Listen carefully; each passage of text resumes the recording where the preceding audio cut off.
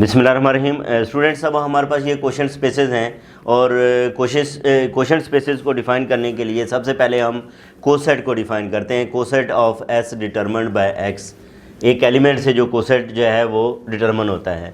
तो late N B ए norm space, यानी कि हमारे पास जो बुनियादी स्पेस है वो नॉर्म स्पेस है जिसके ऊपर हम थ्योरी को जो है वो डेवलप कर रहे हैं। S A subspace of N, और एस जो है वो क्या है, एन की सब स्पेस है। For any x belongs to n, अगर हम अगर इस एन का कोई भी एलिमेंट लें, ठीक है, और एक्स प्लस एस जो है एक सेट बना लें जिसमें हर एस जो है वो कहाँ से लिया जा रहा है, इस सब स्पेस से लिया जा रहा है। तो इस सेट को जो है वो स्टूडेंट्स क्या कहते हैं, सेट ऑफ एस, ये जो है वो coset of s determined by x होता है, या इसको translate of s by x भी कहते हैं। ये हमारे पास क्या है, हमने बेसिकली एक्स कहाँ से एलिमेंट लिया है, ये एन से एलिमेंट लिया है, ठीक है।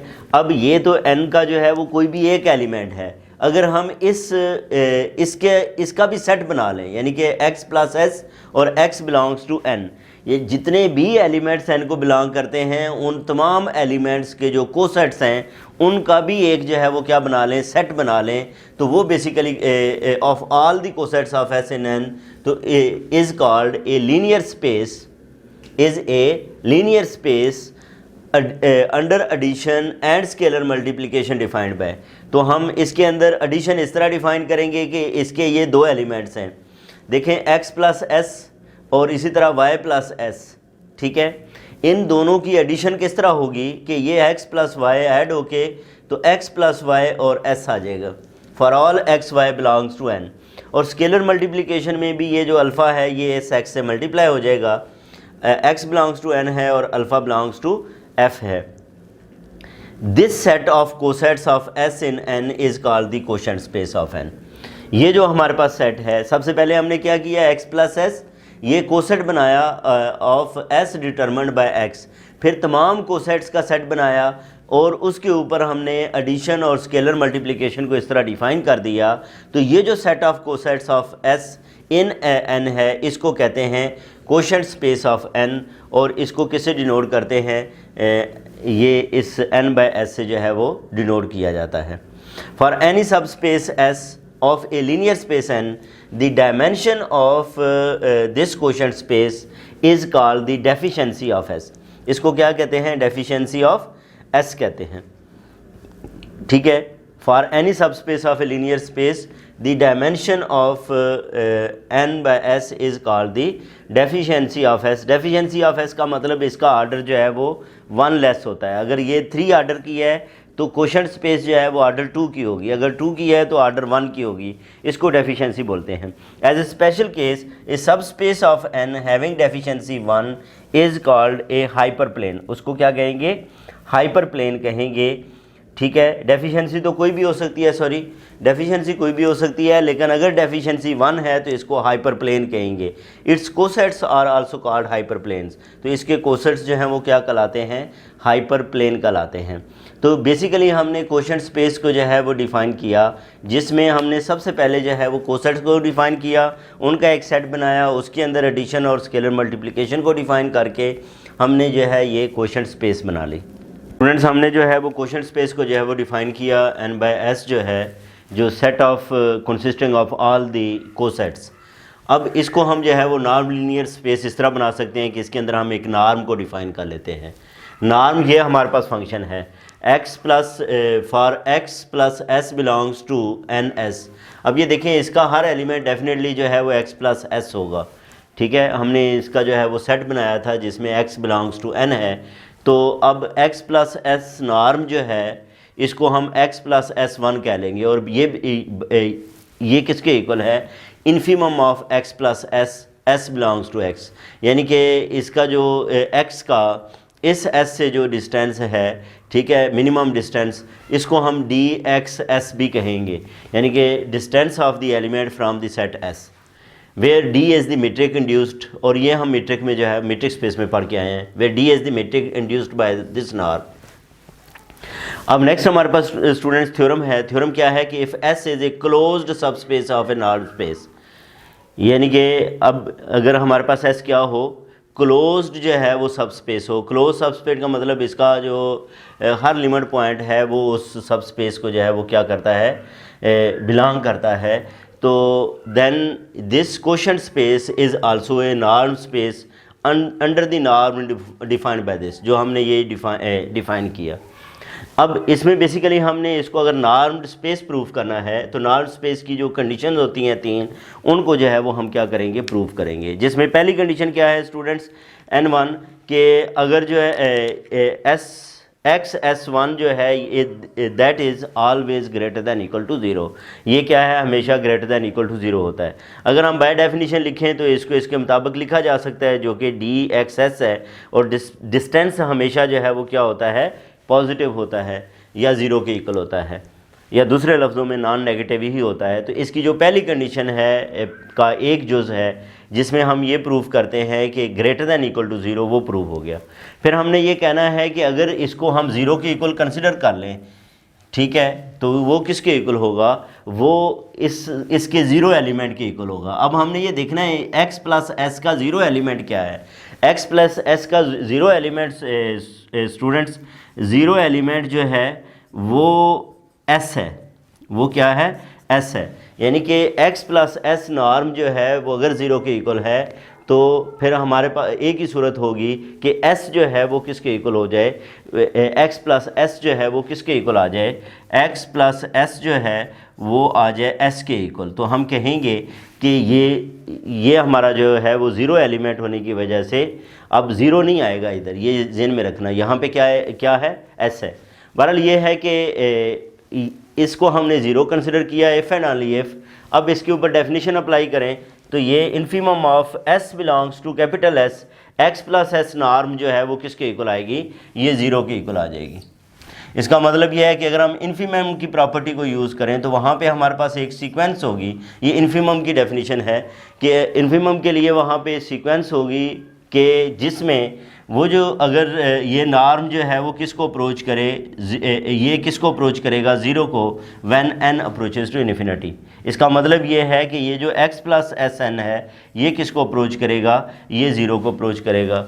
और ये अगर 0 को अप्रोच करता है तो इसको हम ऐसे भी लिख सकते हैं, s n approaches to minus x as n approaches to infinity. और s क्या है, क्लोज सब स्पेस है। इसका मतलब ये हुआ कि ये जो माइनस एक्स है ये s को बिलोंग करता है, या दूसरे लफ्ज़ों में x जो है वो किसको बिलोंग करता है, s को बिलोंग करता है। अगर ये एलिमेंट इसको बिलोंग करता है तो ये x प्लस एस भी जो है वो किसके इक्वल आ जाएगा, s के इक्वल ही आ जाएगा, जो कि 0 एलिमेंट ऑफ क्वोशंट स्पेस है। n बाय s का जो है इसका ये क्या है, 0 एलिमेंट है। तो इसका मतलब ये है कि अगर हम x प्लस एस जो है norm 1 is equal to 0 consider करें, ठीक है, तो हमारे पास जो x प्लस एस है वो किसके इक्वल आ जाता है, s के इक्वल आ जाता है। वैसे तो 0 के इक्वल होता है लेकिन इसका 0 एलिमेंट s है, इसलिए हम इसको s के इक्वल कहेंगे। अब स्टूडेंट्स हम N2 जो उसकी सेकंड कंडीशन है उसको प्रूव करते हैं।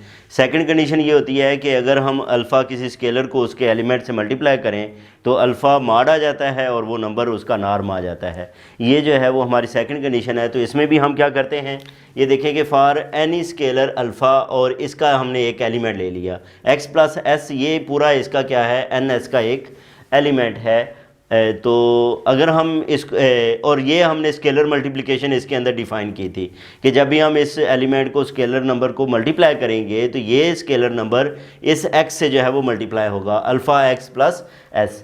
अब यहाँ पे हम ये देखते हैं कि अल्फ़ा या तो 0 हो सकता है या नॉन 0 होगा। अगर अल्फ़ा जो है वो हमारे पास क्या है, 0 है, तो उस सूरत में अल्फ़ा x प्लस एस इसका नॉर्म 1 से हम रिप्रेजेंट करते हैं। अब हम क्या करते हैं, इस एक तो ये है कि बाय डेफिनीशन ये किसके इक्वल आएगा, ये बाय डेफिनीशन इक्वल आ जाएगा अल्फ़ा x प्लस एस के इक्वल आएगा। और इसमें हमने अल्फ़ा की जगह पे जो है वो क्या वैल्यू पुट कर दी, 0 वैल्यू जो है वो रिप्लेस कर दी। अब जब 0 x से मल्टीप्लाई होगा तो ये s रह जाएगा, और s जो है वो हमारे पास क्या है, बेसिकली ये इसका 0 एलिमेंट है।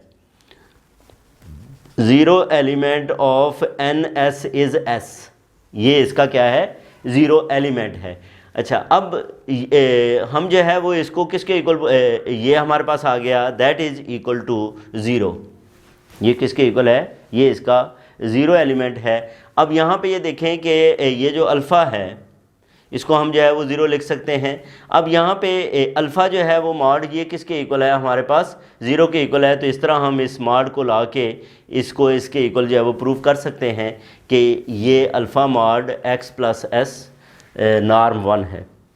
अगर अल्फ़ा जो है वो ज़ीरो के इक्वल नहीं है तो उस सूरत में हम क्या करेंगे, alpha x plus s norm, इसकी डेफिनीशन ये किसके इक्वल है, इन्फीमम के इक्वल है। ये हम डिफ़ाइन करके आ चुके हैं, s belongs to s and alpha x plus s norm. अच्छा, अब यहाँ पे इस s की जगह पे हम जो है वो क्या लेके आ जाते हैं, अल्फ़ा s प्राइम लेके आ जाते हैं। ठीक है, क्या लेके आते हैं, अल्फ़ा s प्राइम ले आते हैं। और s प्राइम जो है वो किसको बिलोंग करता है, s को जो है वो बिलोंग करता है। और इस तरह हम यहाँ से हम क्या कर सकते हैं, ये जो हमारे पास s है वो इसके इक्वल आया। अब यहाँ से हम अल्फ़ा को कॉमन ले सकते हैं। अल्फ़ा को हम कॉमन लें तो ये आ जाएगा x प्लस एस प्राइम, और फिर नॉर्म की डेफिनेशन को अप्लाई करें तो ये x मॉड आ जाएगा और साथ x plus s prime norm आ जाएगा। और ये जो s प्राइम है, s prime belongs to s है, मीन्स कि s प्राइम की जो s के एलिमेंट्स इसको जो है वो क्या करते जाएंगे, रिप्लेस करते जाएंगे। s के हर एलिमेंट के लिए ये डेफिनेशन जो है वो क्या होती है, फुलफ़िल होती है। और ये जो मॉड है इसके अंदर s मौजूद नहीं है तो इस मॉड को स्केलर क्वांटिटी है बाहर लिखा जा सकता है। और फिर इसको हम किस में चेंज कर लेंगे, उसी बाय डेफिनेशन हम नॉर्म में चेंज करेंगे। तो यहाँ पे स्टूडेंट्स हमने जो सेकंड कंडीशन है उसको प्रूव कर दिया कि अल्फ़ा x प्लस एस जो है वो किसके इक्वल होता है, अल्फ़ा मॉड और ये element student single element consider करना है इसका।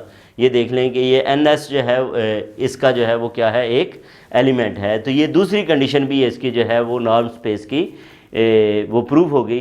अब हम जो इसकी तीसरी कंडीशन है इनइक्वालिटी वाली उसको प्रूव करते हैं। स्टूडेंट्स, हम नॉर्म स्पेस की तीसरी कंडीशन को जो है वो प्रूव करते हैं जो कि इनइक्वालिटी से रिलेट करती है। ये हमारे पास दो एलिमेंट्स हैं किसके, इस कोशेंट स्पेस के, जिसमें से एक्स वाई जो है वो n को बिलोंग करता है। और ये हम जो है वो डिफ़ाइन करके आ चुके हैं कि अगर दो एलिमेंट्स का ये सम हो, समेशन, तो x plus y plus s ये वाला एलिमेंट होता है। अब जो नॉर्म हमने इसके अंदर डिफ़ाइन किया है, जो फंक्शन डिफ़ाइन किया है नॉर्म, ठीक है, उसके मुताबिक हमारे पास इन्फीमम आता है। अब इन्फीमम की डेफिनेशन को इस्तेमाल करें तो there are the sequences in s such that कि limit n approaches to infinity x plus x n, ये इसके इक्वल होगा। और इसी तरह limit n approaches to infinity y plus y n, वो y प्लस एस 1 के इक्वल आएगा। अब इसका मतलब ये हुआ कि हम कोई से भी दो एलिमेंट्स लें n के अंदर और इन्फीमम की डेफिनेशन को जो है वो अप्लाई करें तो ये x plus s y plus s norm, इसको हम बाय डेफिनेशन किसके इक्वल लिख सकते हैं, x प्लस वाई एस के इक्वल लिखा जा सकता है। ठीक है, और यहाँ पे ये इन्फीमम है, लेकिन अगर हम इसके साथ इन्फीमम ना लिखें तो ये हमारे पास ये ग्रेटर दैन इक्वल हो जाएगा। ठीक है, और s की जगह पे अब हमने जो है वो किसको इन्वॉल्व कर लिया है, ये हमारे पास जो है वो एक्स एन आ गया और इसी तरह जो है वो वाई एन आ गया। ठीक है, एक्स एन और वाई एन आ गया। अब इसमें अगर हम इसको अलग-अलग कर लें, x के साथ एक्स एन लिख लें, y के साथ वाई एन, और नॉर्म की इनइक्वालिटी को जो है वो यूज़ करें तो ये less than equal to this हो जाएगा। फिर हम क्या करेंगे, limit n approaches to infinity लेंगे और limit n approaches to infinity लेने से ये हमारे पास जो है वो नॉर्म आ जाएगा x plus s plus y s, ये दो एलिमेंट्स हैं, एक ये पहला ये दूसरा एलिमेंट, इसका जो नॉर्म है वो लेस दैन इक्वल होना चाहिए इसका नॉर्म प्लस इसके नॉर्म के। अब यहाँ पे by definition x plus y s आ जाएगा और लिमिट दोनों तरफ जो है वो हमने अप्लाई की तो उसकी बुनियाद पे ये लेस दैन इक्वल होगा x प्लस एस नॉर्म 1 और y प्लस एस नॉर्म 1। ये 1 हम बेसिकली जो है वो कोशेंट स्पेस के नॉर्म के लिए जो है वो लिख रहे हैं। इसका मतलब ये है कि n3 भी जो है वो सेटिस्फाई हो गया, n3 सेटिस्फाइड है तो ये जो ns है with this norm is a normed space. तो ये हमने जो है वो प्रूव कर दिया कि ये क्या है, नॉर्म स्पेस है।